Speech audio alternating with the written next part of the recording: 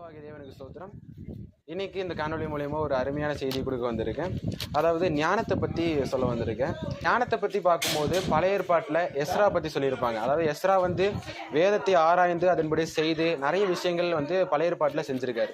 So அதனால் Ezra 7:10 அந்த வசனம் போட்டிருக்குது.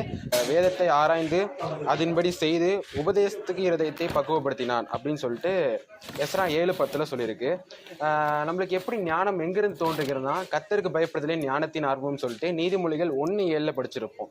கர்த்தருக்கு பயப்படுதலே ஞானத்தின் ஆரம்பம். ஸோ அதனால ஃபர்ஸ்ட் கர்த்தருக்கு பயப்படணும்.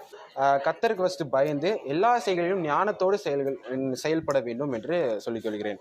அதே போல நீதிமொழிகள் 4:23-27 சொல்லியிருக்காங்கன்னா, இருதயத்தை காத்துக்கொள்ளும், ஞானமாக இருதயத்தை காத்துக்கொள்ள வேண்டும், நாவை கட்டுப்படுத்த வேண்டும். அதாவது நீங்கள் உங்கள் நாவை கட்டுப்படுத்த வேண்டும். நாவின் வார்த்தைகள் எப்படி வேணாலும் ரிஃப்ளெக்ட் ஆகலாம். ஸோ அதனால நாவை காத்துக்கொள்ள வேண்டும் என்று சொல்லிக்கொள்கிறேன். நன்றி.